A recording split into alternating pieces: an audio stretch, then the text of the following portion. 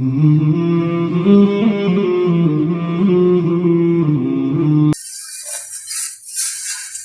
9 سال کی عمر میں رخصتی ہوئی، اور عرب کی گرم آب و ہوا کے پیش نظر 9-10 سال کی بچیاں کئی ایسے واقعات ہیں کہ جو بالغ ہو چکی تھیں۔ حضرت عائشہ رضی اللہ تعالی عنہا کی کچھ ایسی خصوصیات ہیں کہ جو ان ہی کا خاصہ ہیں، جن میں سے ایک یہ ہے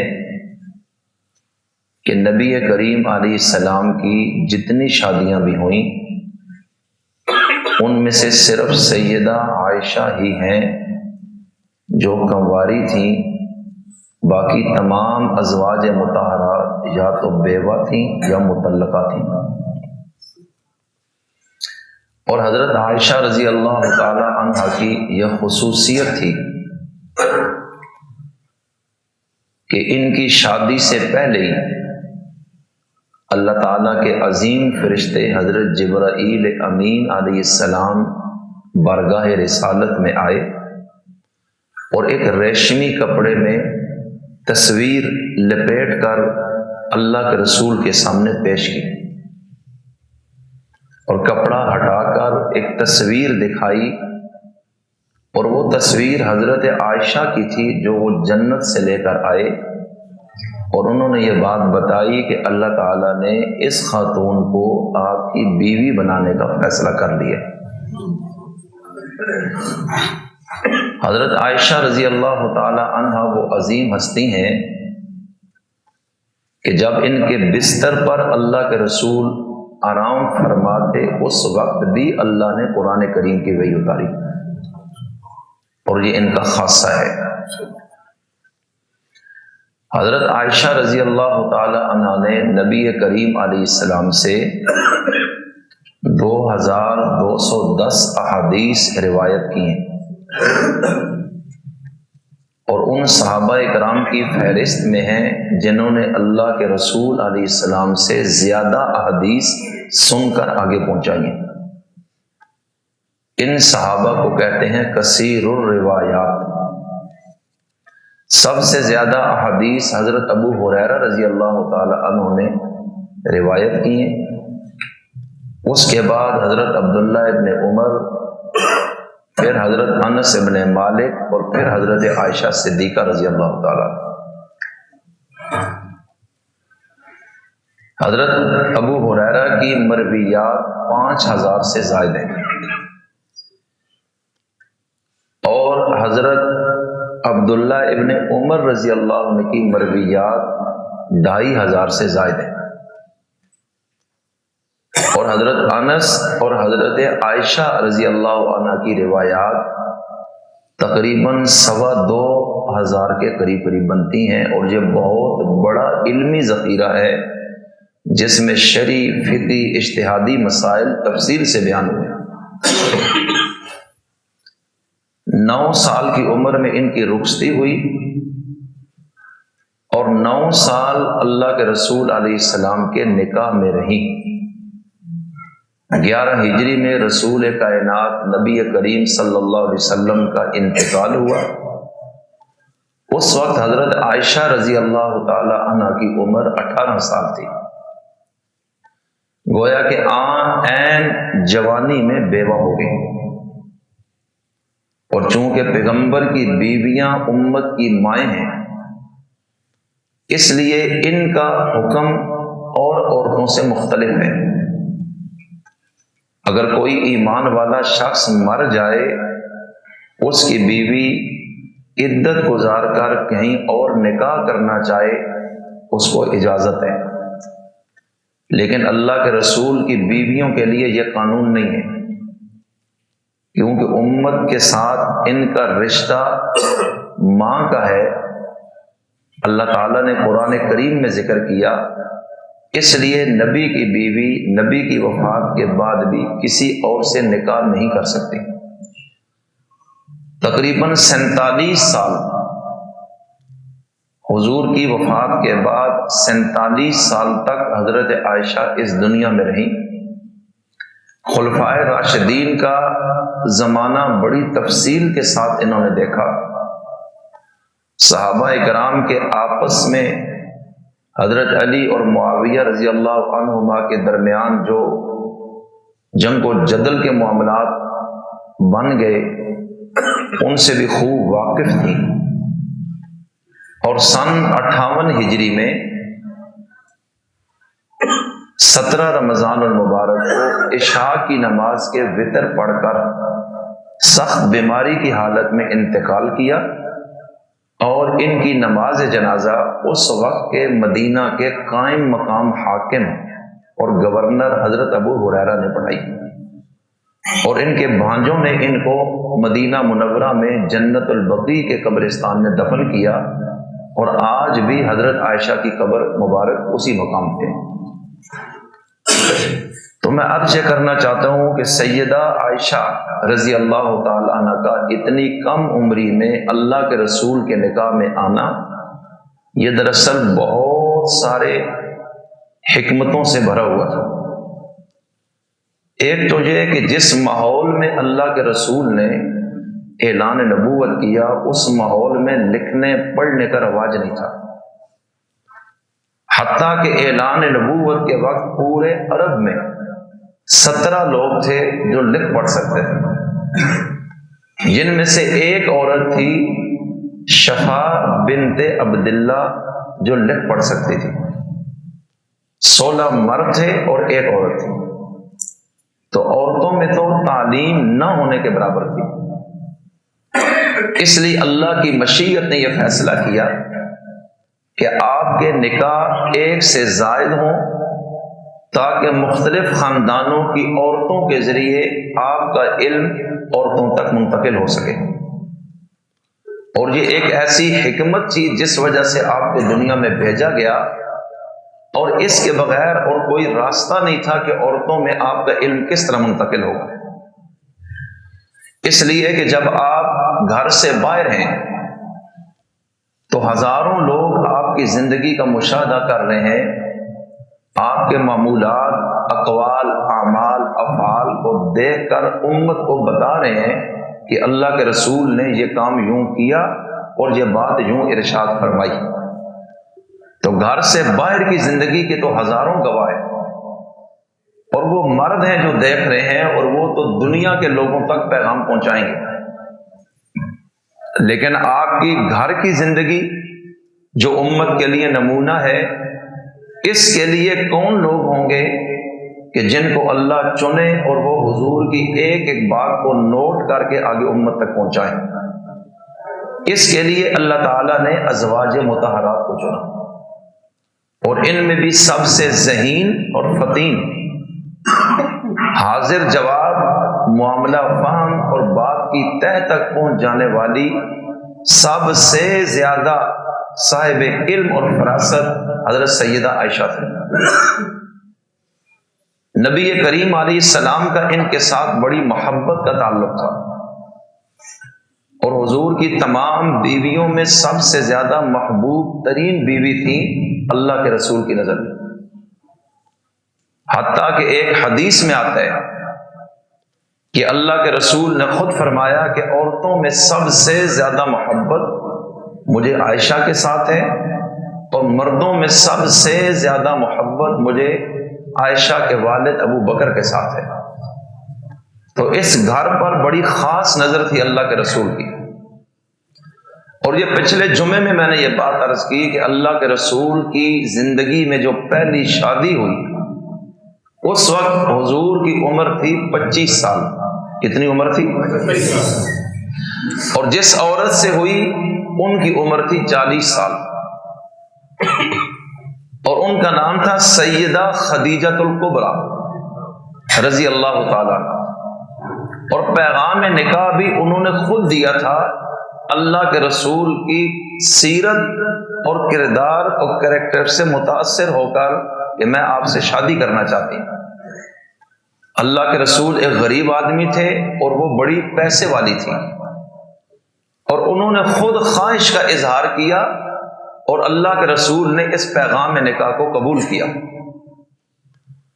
اور تقریباً 25 سال کے قریب 24 سال اور کچھ مہینے اللہ کے رسول کے نکاح میں رہنے کے بعد ان کا انتقال ہوا۔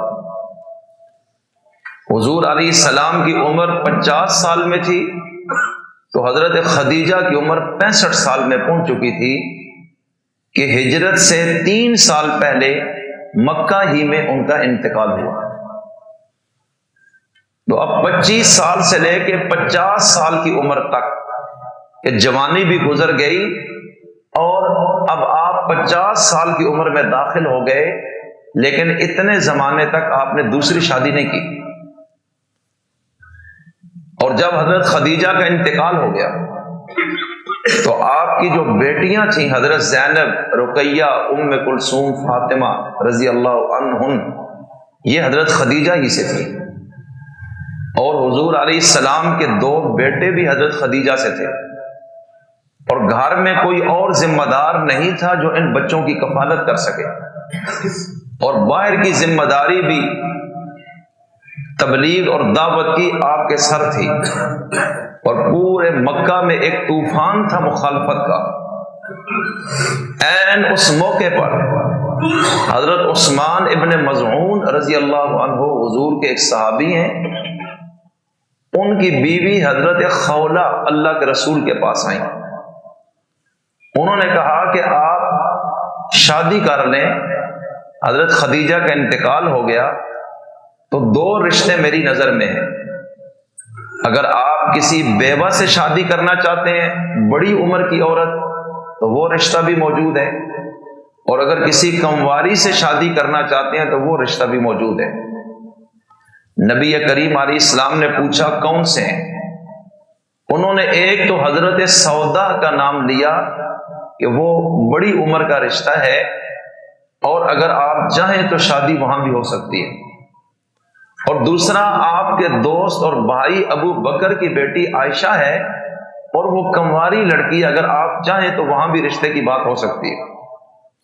اللہ کے رسول نے فرمایا کہ ابو بکر کے گھر بات کریں، اور ادھر چونکہ آسمانوں سے تصویر بھی لا کے دکھا دی گئی، اللہ کی اجازت سے حضرت خولہ نے حضرت عائشہ کی والدہ ام رومان سے جا کر بات کی کہ میں آپ کے گھر اس لیے آئی کہ رسول کائنات صلی اللہ علیہ وسلم کے لیے عائشہ کے رشتے کی بات کرو۔ انہوں نے کہا کہ ابو بکر گھر میں نہیں ہے، یہ فیصلہ تو مردوں نے کرنا ہے، جب وہ آ جائیں گے ان سے میں بات کہوں گی، اس کے بعد آپ کو بتائیں گے۔ حضرت ابو بکر صدیق جب واپس آئے اور ان سے حضرت خولہ نے گفتگو کی تو انہوں نے کہا کہ اللہ کے رسول تو میرے بھائی ہیں اور عائشہ ان کی بھتیجی لگتی ہے، تو یہ نکاح کیسے ہو سکتا ہے؟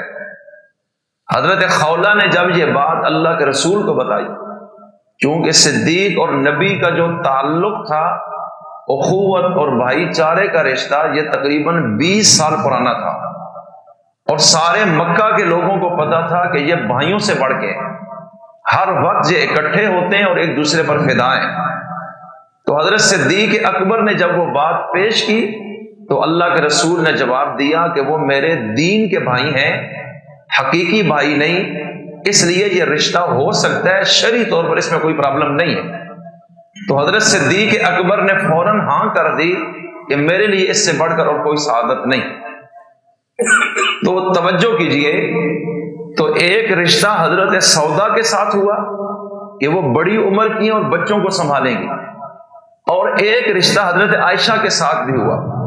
اللہ تعالیٰ نے وحی اتار کر حضور کو اس چیز کی اجازت دی کہ آپ یہ رشتہ کریں، تو حضرت سودا بھی ام المؤمنین بن گئی اور حضرت عائشہ بھی ام المؤمنین بن گئی۔ تو حضور کی زندگی میں جو تیسرا نکاح تھا وہ حضرت عائشہ کے ساتھ ہوا ہے۔ حضرت عائشہ ہیں رضی اللہ تعالیٰ عنہ، حضور علیہ السلام کے خاص طریقہ تھا کہ آپ ہمیشہ عدل قائم کرتے تھے، گھر کے اندر بھی باہر بھی بے انصافی نہیں کرتے تھے۔ جب سفر پر جاتے تو ازواج مطہرات کی خواہش ہوتی ہر ایک کی کہ میں سفر پہ جاؤں، سفر کئی ہفتے کئی مہینے کا بھی ہوتا تھا، تو حضور علیہ السلام قرعہ اندازی فرماتے، قرعہ ڈالتے، جس بیوی کا نام نکل آتا اس کو سفر پہ ساتھ لے جاتے. ایک مرتبہ سفر پر جانے لگے اور قرآن اندازی کرائی تو اس میں حضرت عائشہ صدیقہ کا نام نکلا. توجہ رکھیے گا. اب عائشہ برگاہ نبوت میں آتی ہیں، لیکن اللہ کی برگاہ میں ان کا کیا مقام ہے، میں صرف اس کو واضح کرنا چاہتا ہوں کہ حضرت عائشہ ابھی کم سن ہے اور قرے میں ان کا نام نکلا. اللہ کے رسول ان کو لے کر چلے. اب صحابہ بھی چلے. حضرت عائشہ وجود کے لحاظ سے پتلا وجود تھا، جسم بھاری نہیں تھا، عمر بھی اتنی زیادہ نہیں تھی اور پردے کا حکم بھی نازل ہو چکا تھا. اور حضرت عائشہ اس سفر میں جس اونٹ پر سوار ہوتی، اس کی ترتیب یہ تھی جیسے آج کل دلہنوں کو رخصتی وقت ڈولی میں ڈالا جاتا ہے، عربی میں وہ اس کو محمل یا ہودج کہتے ہیں. ہودج کے اندر اس خاتون وہ بیٹھتی اور اوپر پردہ ہوتا، سائڈوں پہ بانس لگے ہوتے اور اس طرح مرد اٹھا کر اونٹ پہ رکھ دیتے تھے. حضرت عائشہ صدیقہ پردے کا حکم نازل ہو چکا تھا، اس لیے اس ہودج میں بیٹھی رہتی اور جب قافلہ کہیں پڑاؤ کرتا تو صحابہ اس ہودج کو اونٹ سے اتار کر نیچے زمین پہ رکھتے اور اس طرح دیگر صحابہ بھی نماز پڑھتے، وضو کرتے، قضائے حاجت کرتے اور جو اور عورتیں قافلے میں ہوتی وہ بھی اپنی اپنی حاجت پوری کرتی. اور اس دور میں بھی حضرت عائشہ صدیقہ بھی اس دوران ان خواتین کے ساتھ قضائے حاجت کے لیے ہودج سے نکل جاتی اور اس طرح دور دراز ایریوں میں پڑاؤ ہوتے، قریب جنگل اور صحرا ہوتے. اور اس دور میں قضائے حاجت کے لیے گھروں کے ساتھ جوڑ کر اس طرح واش روم بننے کا رواج نہیں تھا، اس لیے ذرا دور خطے میں نکل جایا کرتے تھے. ایک مقام پر اسی طرح صحابہ کرام کا قافلہ ٹھہرا، رسول کائنات بھی ٹھہرے اور ہودج حضرت عائشہ کا نیچے زمین پہ پڑا ہوا تھا اور یہ قضائے حاجت کے لیے اندھیرے میں نکلی. یہ اندھیرا رات کا آخری پہر تھا اور کسی کو پتہ نہیں چلا. یہ تھوڑا سا فاصلے پہ گئیں اور وہاں سے جب فارغ ہوئیں تو ان کے گلے میں ایک ہار تھا جو انہوں نے مانگ کر کسی سے لیا تھا، مستعار تھا، سونے کا ہار تھا. اور جب انہوں نے یوں ہاتھ لگایا تو دیکھا ہار تو کوئی نہیں ہے. ان کے ذہن میں آیا کہ ہار کہیں وہیں گر گیا ہے، اس لیے وہیں سے واپس چلی گئیں. اور ادھر قافلے والوں کو نہیں پتا تھا کہ حضرت امی عائشہ اس ہودج میں ہیں یا باہر ہیں، اس لیے کہ اندھیرا تھا. اور وہ ہار کی تلاش میں جب گئیں، وہاں ہار تلاش کرتے کرتے اندھیری زمین میں عین اس کیفیت میں رسول اللہ نے آرڈر دیا کہ چلو یہاں سے کوچ کرو. اب قافلہ چل پڑا. صحابہ کرام نے ہودج اٹھا کر اونٹ پر رکھا اور انہوں نے یہی سمجھا ام المومنین اس ہودج میں ہے، اس لیے کہ جسم پتلا تھا، بھاری نہیں تھا، اندازہ نہیں ہو سکا اور اس طرح یہ قافلہ چل پڑا. حضرت عائشہ جب واپس آئیں پریشان ہو گئیں کہ یہاں تو کوئی شخص ہی نہیں ہے اور ان کو پتہ بھی نہیں کہ میں تو پیچھے رہ گئی ہوں. اب حضرت عائشہ کے ذہن میں کیا آیا؟ یہ اللہ نے ان کو ذہانت دی تھی کہ مجھے اسی جگہ بیٹھ جانا چاہیے، یقیناً وہ کسی منزل پہ پہنچ کر جب دیکھیں گے تو میری تلاش کے لیے پیچھے آئیں گے، مجھے اسی جگہ رک جانا چاہیے، دائیں بائیں نہیں انتظار کرنا چاہیے. اب حضرت عائشہ صدیقہ اسی پریشانی میں اکیلی اس جنگل میں وہاں جب بیٹھی بیٹھی نیند آ گئی اور ادھر کچھ ٹائم گزرا، وہ قافلہ تو کافی آگے نکل گیا، ان کو پتہ ہی نہیں چلا. ایک صحابی ہیں، توجہ رکھیے گا، ان کا نام تھا صفوان ابن معطل رضی اللہ تعالی عنہ. اللہ کے رسول نے ان کی ڈیوٹی لگائی تھی کہ جب ہمارا قافلہ کہیں پڑاؤ کرے تو تم ایک دو منزل پیچھے رہنا ہے، کہ جب ہمارا قافلہ نکل جایا کرے تو تم بعد میں پیچھے سے اگر کوئی گرا پڑا سامان ہو تو وہ اٹھا کر ساتھ لانا ہے. یہ پوری ایک ترتیب ہوتی تھی اس دور کے سفر کی. اب حضرت صفوان اپنی ترتیب سے پچھلی منزل سے چل کر آ رہے ہیں. اچانک انہوں نے کیا دیکھا؟ ایک خاتون ہے جو سوئی ہوئی ہیں اور اوپر چادر ہے اور چہرے سے تھوڑا سا پردہ ہٹا تھا. پردے کا حکم تو نازل ہو چکا تھا لیکن حکم آنے سے پہلے انہوں نے حضرت عائشہ کو دیکھا ہوا تھا. وہ یکدم پہچان گئے کہ یہ تو ام المومنین سیدہ عائشہ ہیں. اب ان کے زبان سے فوراً ایک جملہ نکلا، انا للہ و انا الیہ راجعون. یہ جملہ جو ہی بولا یکدم حضرت عائشہ کی آنکھ کھل گئی اور انہوں نے فوراً اپنا کپڑا درست کیا. حضرت عائشہ کہتی ہیں اس بات کے علاوہ اس شخص کی زبان سے کوئی جملہ کوئی نہیں نکلا. وہ بہت شریف انسان تھے، رسول اللہ کے صحابی تھے، سمجھ گئے ایمان والوں کی ماں پیچھے رہ گئی ہیں، کوئی اور بات بھی نہیں کی. انہوں نے یکدم اونٹ کو نیچے بٹھایا اور اونٹ کے پاؤں پر، گھٹنے پر اپنا پاؤں رکھا تاکہ یہ اٹھے نہیں اور حضرت عائشہ اونٹ کے اوپر بیٹھ گئیں. اب وہ سوار کر کے مہار پکڑ کے واپس پیچھے چلے جا رہے ہیں. حتیٰ کہ دن کو دوپہر کے قریب قافلے کے ساتھ جا کر مل گئے۔ ان قافلوں والوں سے جب یہ ملے تو اس میں چونکہ منافقین بھی تھے مدینہ کے قریب، عبداللہ ابن ابی اور اس کا گروہ، انہوں نے دیکھا کہ جناب عائشہ تو پیچھے رہ گئیں اور صفوان ابن معطل تو ان کا لگتا کچھ نہیں۔ اب عبداللہ ابن ابی جو اندر سے رسول اللہ کا دشمن تھا، اس کے پاس ایک ایسا موقع آیا کہ یہ وہ وقت ہے جب میں رسول اللہ کی عزت پہ حملہ کروں، حضرت عائشہ پہ میں تہمت لگاؤں اور میں اس پورے نظام کو مفلوج کر کے رکھ دوں۔ اور اب وہ اندر سے انتقام کا نشانہ لیے ہوئے رسول اللہ کے خلاف ایک پری پلان، ایک محاذ تیار کرتا ہے منافقوں سے مشورے کے ساتھ کہ دیکھو یہ نکل آئے، ان کی جوان بیوی پیچھے رہ گئی اور وہ صفوان ابن معطل بھی جوان ہے، یقیناً انہوں نے غلط کام کیا ہے۔ اب عبداللہ ابن ابی بولا، اس نے ایک بندے سے ملا، دوسرے سے ملا، تیسرے سے ملا، اس طرح سارے مدینہ میں اس نے یہ بکواسات کیے کہ عائشہ اچھی عورت نہیں ہے، نعوذ باللہ اس کا کردار ٹھیک نہیں ہے۔ یہ بات میرے نبی تک پہنچی ہے، رسول اللہ اتنے پریشان ہو گئے کہ یہ پروپیگنڈا کہاں سے آ رہا ہے، عائشہ نے کیا کیا ہے، کوئی ایسی بات سمجھ نہیں آ رہی، صفوان تو اچھا بندہ ہے۔ حضرت عائشہ 1 مہینہ گزر گیا، اس پروپیگنڈے کو ابھی تک وحی بھی نہیں آ رہی، تبلیغ کا سلسلہ سارا رک گیا ہے، مسلمان پریشان ہیں، جب تک اوپر سے وحی نہ آئے کیا فیصلہ کیا جا سکتا ہے، اور ہر شخص کی زبان کھول رہی ہے۔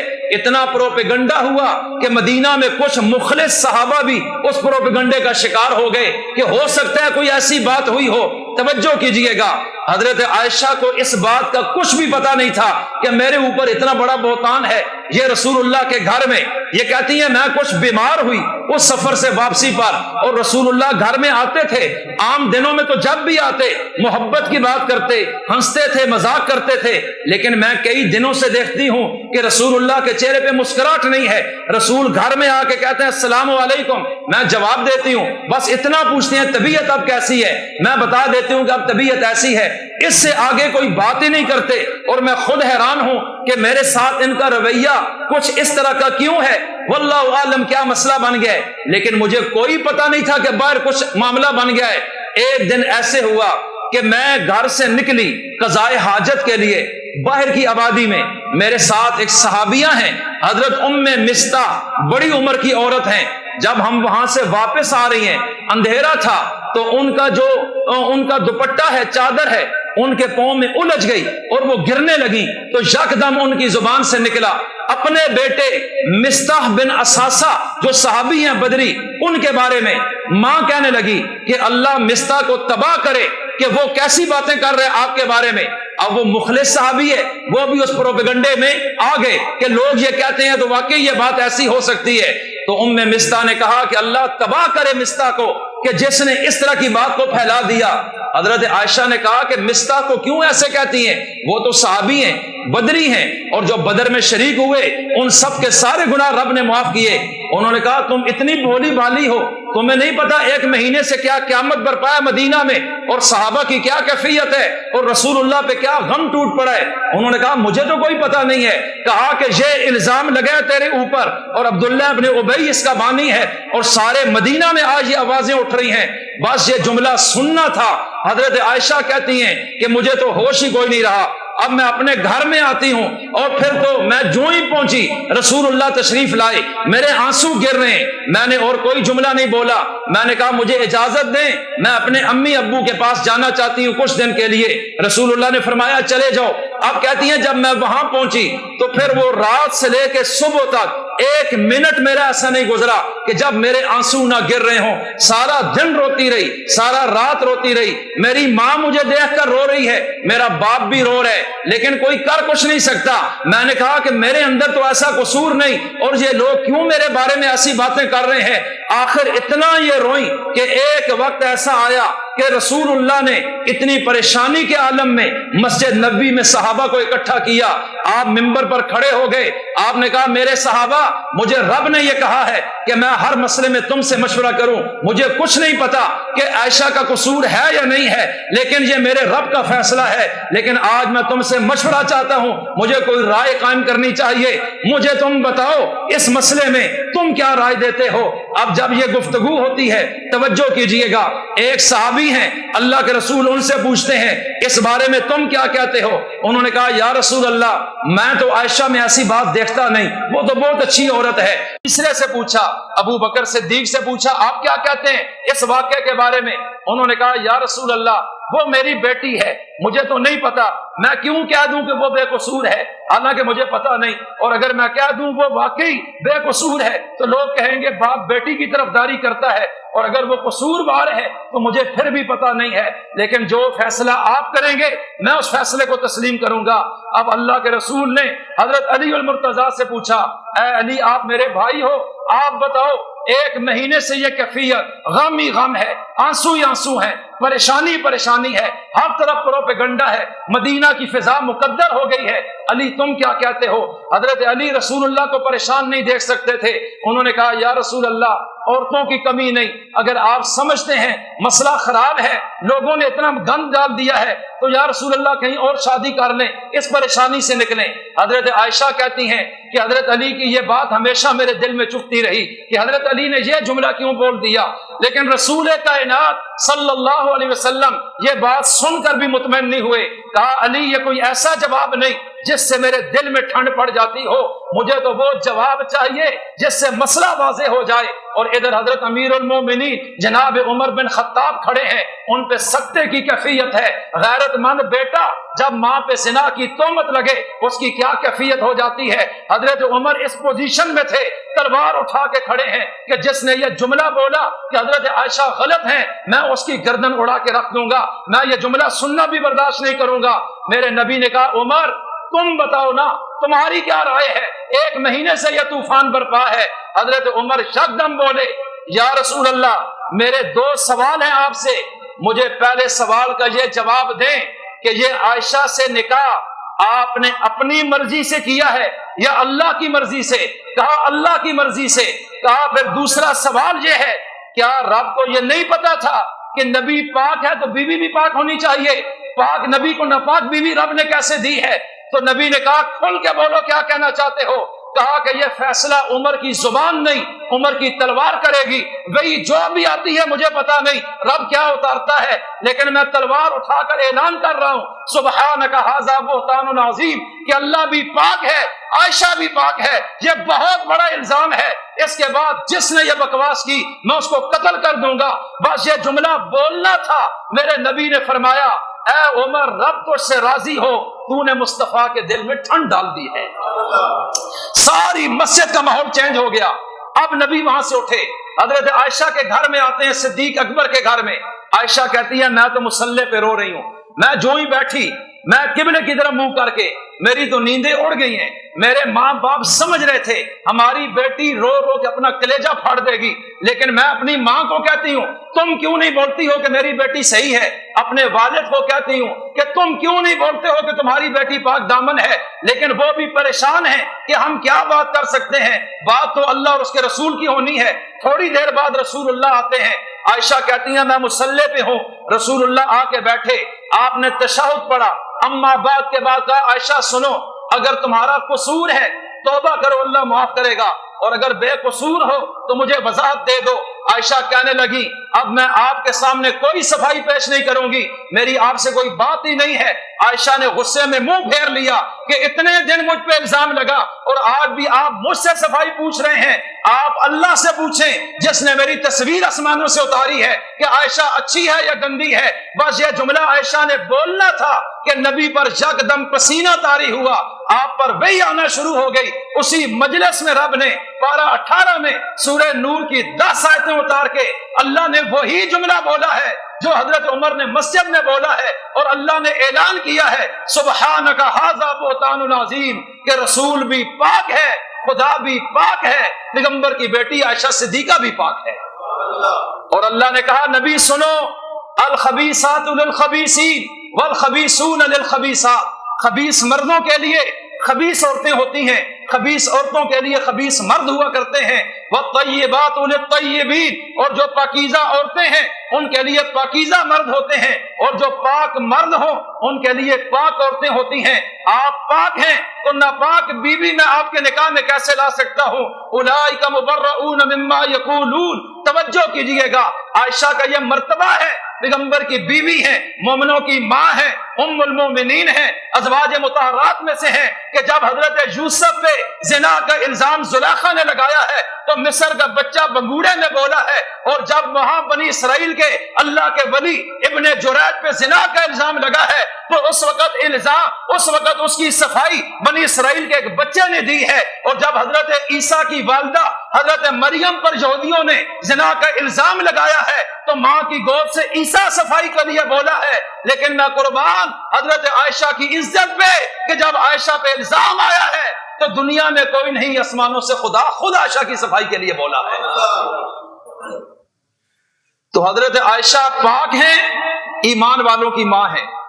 آج بہت سارے لوگ اپنے آپ کو مومنین کی رٹ لگاتے ہیں، حضرت عائشہ صدیقہ کی پاک دامنی کے قائل نہیں۔ علماء نے لکھا ہے کہ جو شخص حضرت عائشہ کی پاک دامنی کا قائل نہ ہو اس کا ایمان اور اسلام سے کوئی تعلق نہیں، وہ ان آیات کا منکر ہے۔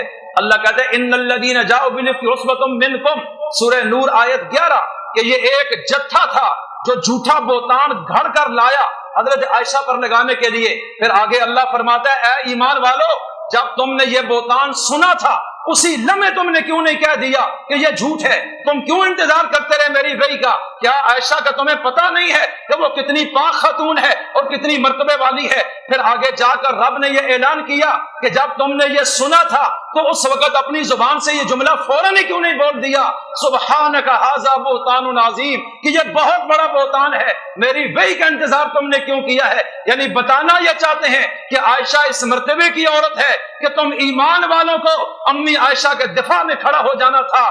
اس لیے نبی کی بیویوں کا دفاع یہ اللہ کی سنت ہے، یہ صحابہ کی سنت ہے۔ آج بھی جب ان پر الزام آئے گا تو اہل سنت میدان میں آئیں گے۔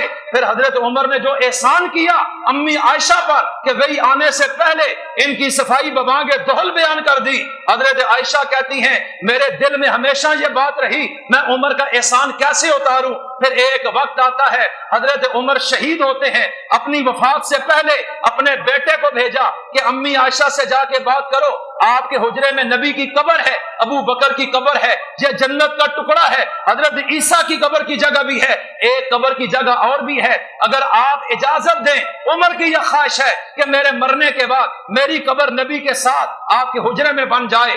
اب جب عبداللہ ابن عمر گئے کہا امیر المومنین تو زخمی ہیں اور آخری وقت ہے، ان کی یہ خواہش ہے اے عائشہ آپ اجازت دیتی ہیں کہ میرے ابو اس قبر میں دفن ہو جائیں آپ کے اس حجرے اور گھر میں؟